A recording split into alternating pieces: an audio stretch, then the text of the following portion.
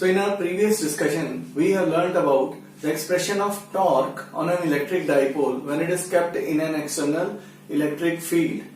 आज का जो हमारा टॉपिक है that is very important.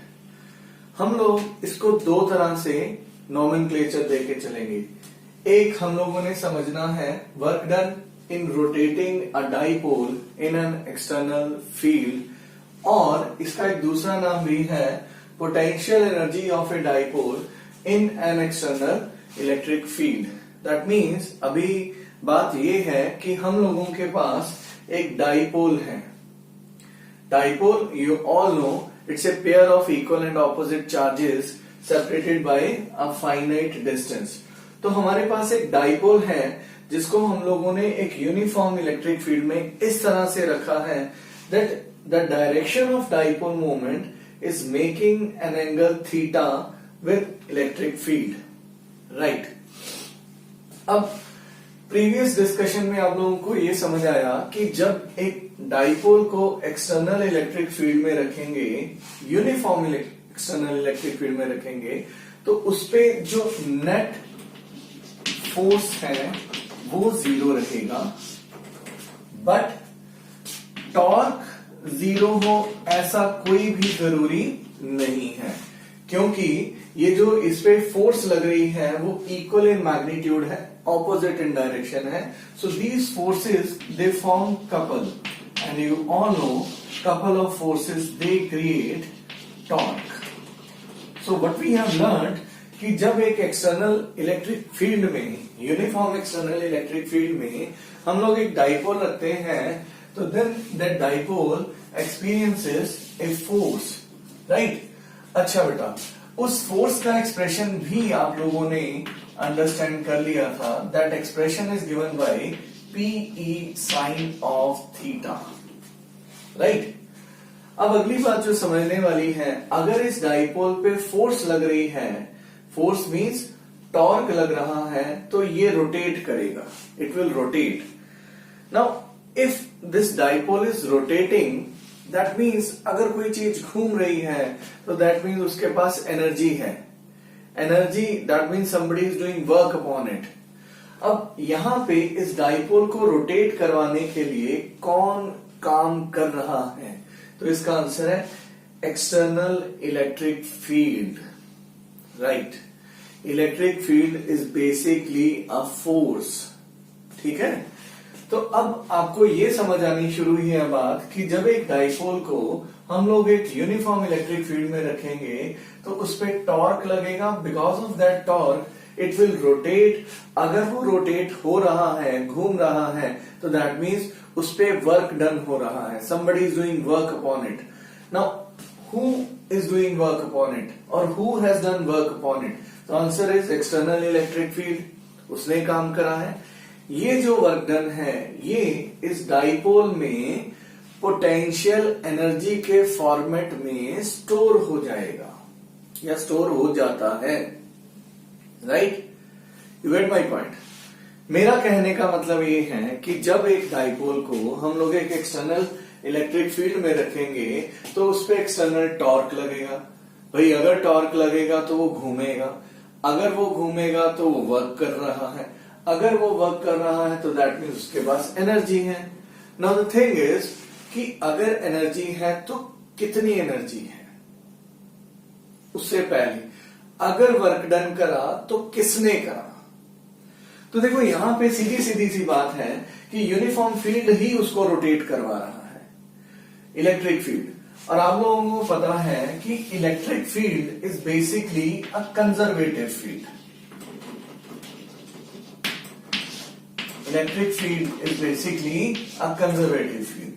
Now when I say this कि electric field is a conservative field, that means कि जो फील्ड के द्वारा काम करा जाएगा इसको रोटेट करने में, सपोज ये ऐसा है और ये घूम के ऐसा आया, तो इसको रोटेट किसने करा? इलेक्ट्रिक फील्ड ने. और इलेक्ट्रिक फील्ड कैसा है? Conservative field.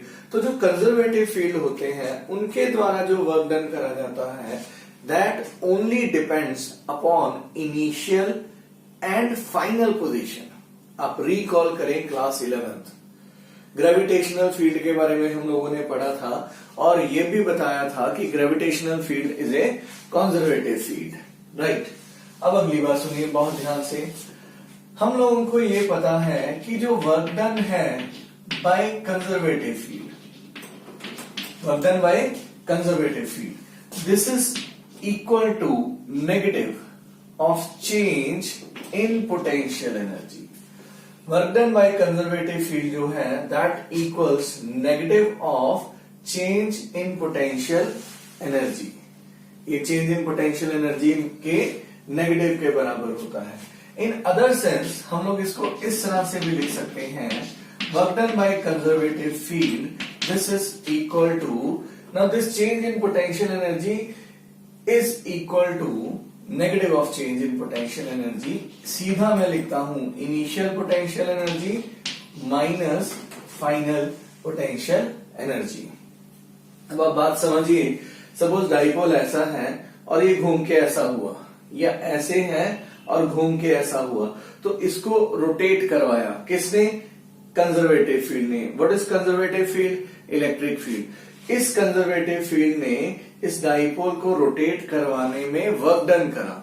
वो वर्क डन इस डाइपोल में स्टोर हुआ चेंज इन पोटेंशियल एनर्जी या पोटेंशियल एनर्जी के फॉर्मेट में।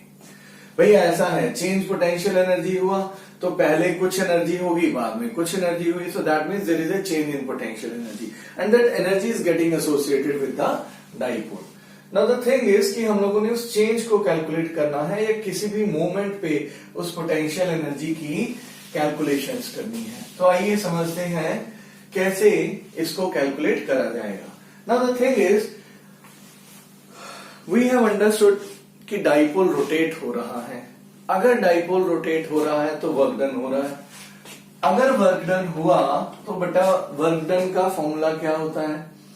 तो ट्रांसलेशनल मोशन में वर्क डन का फॉर्मूला था force multiplied by linear displacement. पर यहां पे तो ट्रांसलेशनल मोशन हो ही नहीं रहा क्योंकि लीनियर फोर्स तो जीरो है, ट्रांसलेशनल फोर्स। दैट मीन्स कि ये फॉर्मूला का रोटेशनल एनालॉग हमें यहां पे लिखना पड़ेगा। तो रोटेशनल मोशन में वर्क डन का फॉर्मूला क्या था? फोर्स की जगह पे, लीनियर फोर्स की जगह पे रोटेशनल फोर्स लिखिए टॉर्क, और लीनियर डिस्प्लेसमेंट की जगह पे रोटेशनल डिस्प्लेसमेंट लिखिए थीटा, एंगुलर डिस्प्लेसमेंट, राइट। अब टॉर्क का फॉर्मूला क्या होता है? तो अभी बताया, टॉर्क का फॉर्मूला है Pe साइन ऑफ थीटा।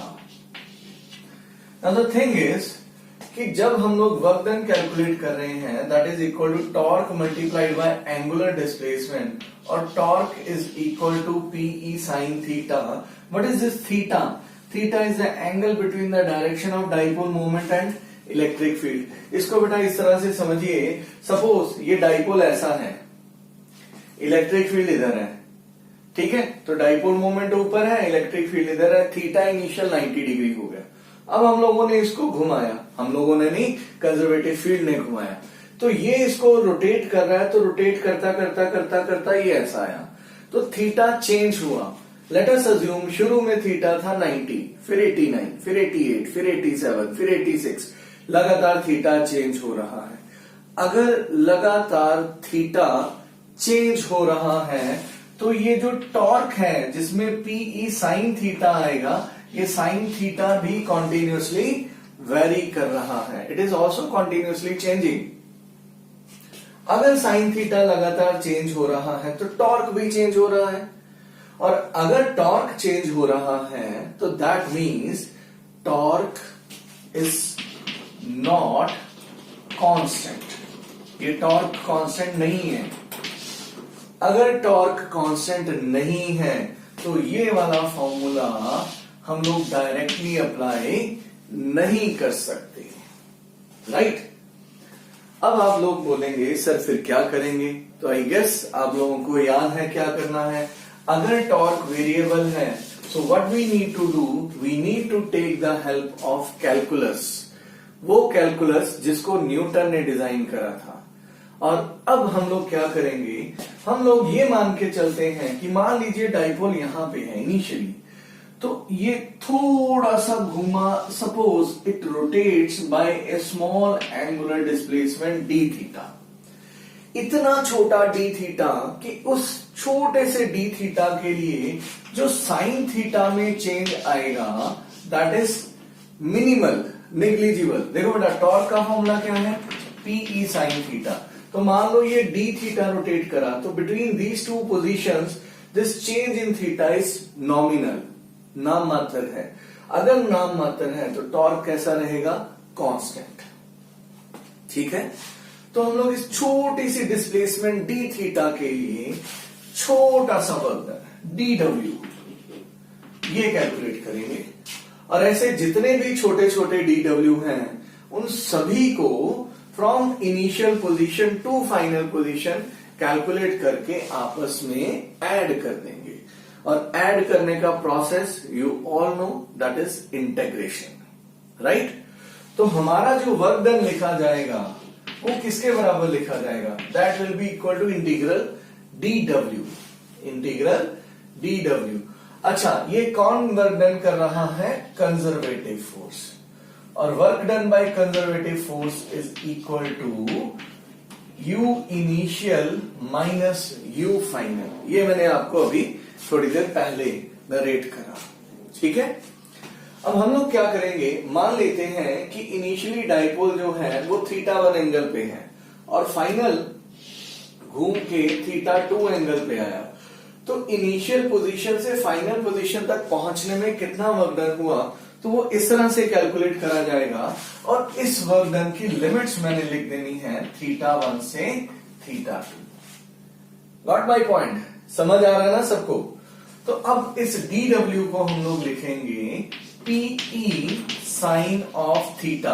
देखो, इस छोटे से वर्क डन के लिए टॉर्क को हम लोगों ने क्या अज्यूम करा है, कांस्टेंट, और यहां से यहां ये छोटी सी डिस्प्लेसमेंट एंगुलर हुई डी थीटा, है ना। तो this is your torque, this is your angular displacement, और लिमिट्स आपकी क्या लिखी गई, θ1 से θ2, राइट। अब इसको सिंप्लीफाई कर लेते हैं। P और E तो बेटा कांस्टेंट है, साइन की इंटीग्रेशन करेंगे तो मैंने यहां पे लिखा sine theta D theta and limits are from θ1 to θ2।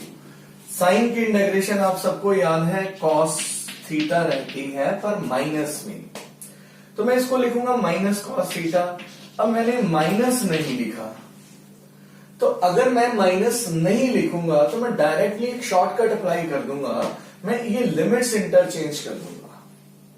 मतलब अगर मुझे माइनस लिखना नहीं है तो मैं ये लिमिट्स इंटरचेंज कर दूंगा, यहां लिखूंगा θ2, यहां लिखूंगा θ1। इसमें मैंने एक स्टेप कट कर दिया।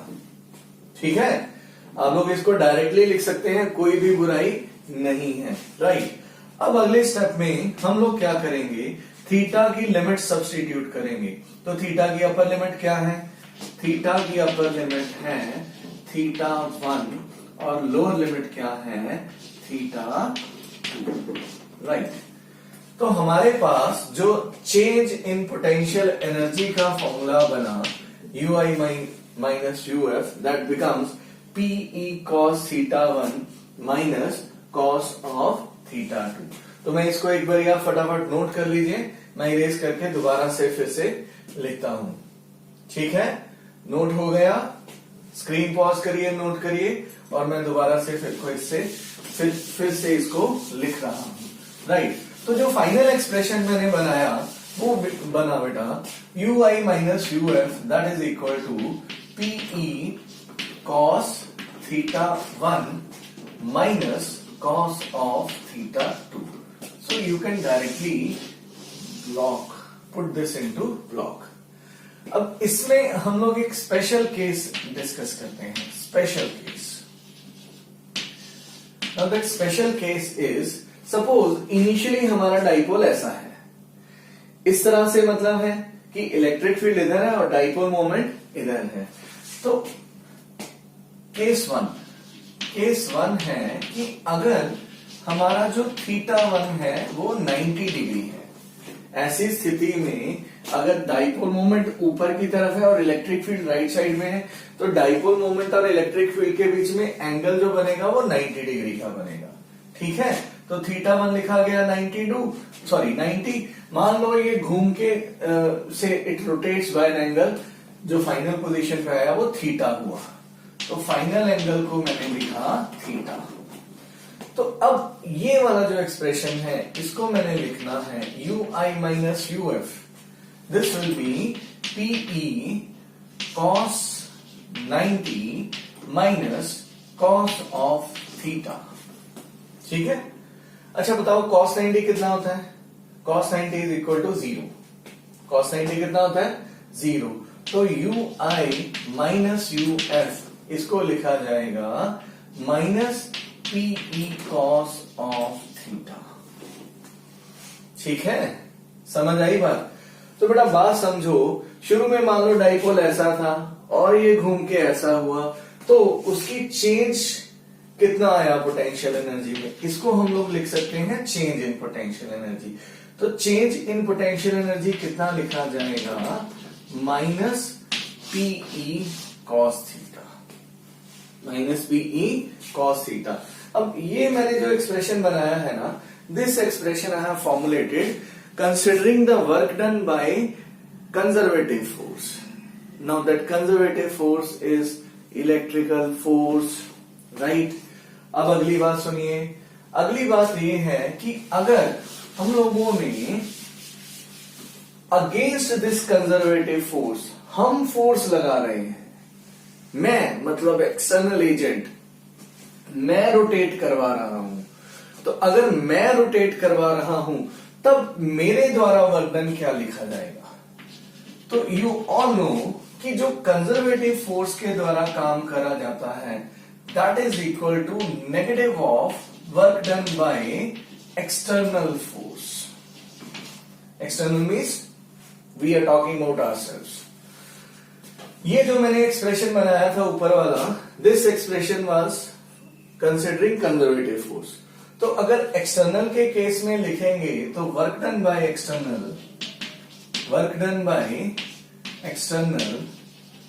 That will be equal to negative of ये सारा फैक्टर। तो इसको मैंने लिखना है minus pe cos θ1 minus cos of θ2। ठीक है, समझ आया?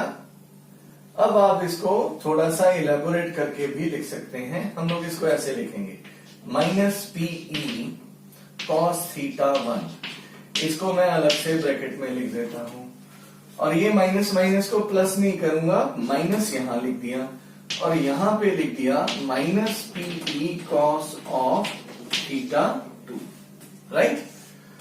अच्छा, तो ये जो था work done by that conservative force, this was equal to ui minus uf, तो इसको मैंने क्या लिख देना है? ui minus uf। ठीक है, समझ आ रहा है? ओके, अब अगली बात सुनिए, अगर आप इन दोनों को कंपैरिजन करेंगे, लेफ्ट हैंड साइड और राइट हैंड साइड को, इस केस में आपका ui क्या लिखा जाएगा? Minus pe cos of θ1। ठीक है, और uf क्या लिखा जाएगा? तो ये देखो माइनस माइनस तो दोनों जगह है, uf को लिखेंगे माइनस pe cos ऑफ θ2। ठीक है, अच्छा अब फिर से सुनो, शुरू में मान लो डाइपोल यहां था तो θ1 कितना था? 90 डिग्री। तो उस केस में cos 90 कितना हो जाएगा? 0। तो इनिशियल पोटेंशियल एनर्जी लिखी जाएगी 0। फिर मान लो ये घूम के ऐसा गया तो थीटा एंगल पे रोटेट करा with the direction of electric field, dipole moment theta angle बनाएगी, तो उस केस में फाइनल एंगल क्या लिखा जाएगा? θ2। θ2 will be equal to theta, तो final potential energy will be equal to minus pe cos of theta. तो इन जनरल अगर θ1 90 डिग्री लें तो ये चीज हो जाएगी 0, और θ2 को थीटा लिखें तो ये एनर्जी का फॉर्मूला लिखा जाएगा minus pe cos of theta. Now this is your expression for the energy associated with dipole in any of the position when it has rotated by an angle say theta from initial position of this, यहां से घूम के ऐसा गया। ठीक है, थोड़ा सा इसको ध्यान से समझने की कोशिश करनी है, और क्योंकि इस पे काफी न्यूमेरिकल्स बनते हैं तो आपको इसको अच्छे से समझना है। अच्छा, अगली बात फिर से सुनिए। अब हमारे पास जो पोटेंशियल एनर्जी का एक एक्सप्रेशन तो ये बना, और एक एक्सप्रेशन हम लोग ये लिख सकते हैं minus PE cos theta. Now you all know energy is a scalar quantity. Energy scalar quantity है, इसमें मुझे किसी से अलग से पूछने की जरूरत नहीं है कि स्केलर है या वेक्टर है, मुझे पता है स्केलर है। डाइपोल मोमेंट वेक्टर है, इलेक्ट्रिक फील्ड भी वेक्टर है, और दो वेक्टर का प्रोडक्ट स्केलर भी हो सकता है, वेक्टर भी हो सकता है। पिछली क्लास में हम लोगों ने देखा था कि डाइपोल मोमेंट और इलेक्ट्रिक फील्ड की प्रोडक्ट टॉर्क के इक्विवेलेंट आ रही थी, है ना। तो torque itself is a vector quantity. इसी तरह से पोटेंशियल एनर्जी इस खुद ब खुद एक स्केलर क्वांटिटी है। We have already defined it number of times. पर यहां पे देखो मैथमेटिक्स भी जो नेचर के रूल्स हैं उनको सपोर्ट कर रहा है। पोटेंशियल एनर्जी स्केलर है, और देखो मैथमेटिक्स भी सपोर्ट कर रहा है। P के साथ E मल्टीप्लाई आया हुआ, और साथ में क्या आया, कॉस ऑफ थीटा। तो दैट मीन्स अब हम लोग चुप करके इसको ऐसा भी लिख सकते हैं, U equals minus P vector dot E vector. अक्सर लोग ये बोलते हैं कि देखो बेटा डाइपोल मोमेंट वेक्टर है, इलेक्ट्रिक फील्ड वेक्टर है, और इन दोनों के साथ कॉस थीटा अटैच हुआ तो इसलिए ये स्केलर है। This is a wrong statement, this is a wrong statement. Energy को स्केलर बनने के लिए ये मैथमेटिक्स पहले नहीं आया था, पहले हम लोगों ने उसका नेचर खुद से जज करा, और देखिए मैथमेटिक्स भी सपोर्ट कर रहा है कि yes it follows that rules of scalar addition. ठीक है, राइट, सॉरी स्केलर मल्टीप्लीकेशन। ठीक है, समझ आया।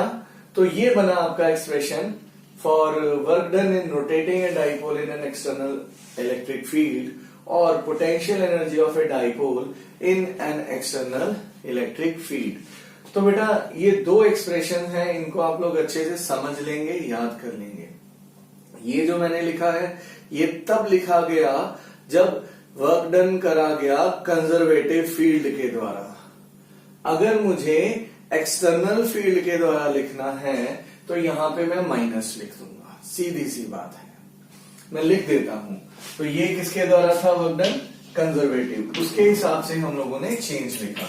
तो अगर एक्सटर्नल फील्ड के द्वारा लिखा जाएगा तो that will be written as, इसको हम उल्टा कर देंगे ना तो माइनस आएगा, तो here I will be writing cos theta 2, यहां पे मैं लिख दूंगा कॉस थीटा 1। तो देखो अब इसमें what I can do, suppose theta 2 से थीटा 1 घूमा है ना, तो अगर मान लो कि सपोज ये थीटा 2 है, मान लो ये थीटा 2 0 डिग्री है, मैं घुमा के ऐसे लेके जा रहा हूं, तो मान लो ये थीटा 2 0 डिग्री है, तो थीटा 2 कितना हो जाएगा, cos 0, cos 0 कितना होगा 1, cos 0 बोलो कितना होगा 1। मैंने इसको घुमा के थीटा 1 पे ले गया, थीटा 1 की value let us assume theta है, तब मेरा जो एक्सप्रेशन बनेगा वो लिखा जाएगा 1 minus cos of theta. So this is again expression. I am telling you, ये जो मैंने आपको डिस्कशन करी है इसमें मैक्सिमम बच्चे कंफ्यूज रहते हैं, आपको भी थोड़ा बहुत हिच हो रहा होगा, आप इसको बहुत ध्यान से देखेंगे। अब देखो जब मैंने ये लिखा तो इसका क्या मतलब है, ये लिखा इसका क्या मतलब है, इसमें मैंने वर्क डन किसकी हेल्प से कैलकुलेट करा था, कंजर्वेटिव फोर्स की वजह से, इलेक्ट्रिकल फोर्स की वजह से। तो कंजर्वेटिव फोर्स ऐसे घुमाएगा, और ये मैं वर्क डन लिख रहा हूं एक्सटर्नल फोर्स की वजह से, तो एक्सटर्नल फोर्स में हम लोग ऐसे ही घुमाएंगे, तो अकॉर्डिंगली द एक्सप्रेशन चेंजेस। तो जनरली न्यूमेरिकल्स आते हैं, बच्चे कंफ्यूज रहते हैं कि सर ये फॉर्मूला लिखें, ये फॉर्मूला लिखें, ये फॉर्मूला लिखें। तो यू नीड टू रैशनलाइज, आपको स्टेटमेंट रीड करनी पड़ेगी कि उसमें कैसे बोल रहा है, क्या पूछ रहा है, उसके accordingly you have to frame the answer, right. So this is all about work done in rotating a dipole in an external electric field या expression for potential energy. Let me tell you कि ये जो हम लोगों ने expression बनाया है, ये हम लोग आगे जाके जब हम लोग इलेक्ट्रिक पोटेंशियल डिस्कशन करेंगे तब हम लोग फिर से वहां पे हमें बुक्स में ये मिलेगा, बट उस टाइम पे हम लोग इसकी दोबारा से डिस्कशन नहीं करेंगे. दीज फॉर्मूलाज को हम लोग एज ग्रांटेड ही ले लेंगे as we have understood. Right? तो आज के लिए इतना बहुत है. Thank you very much. Have a nice day.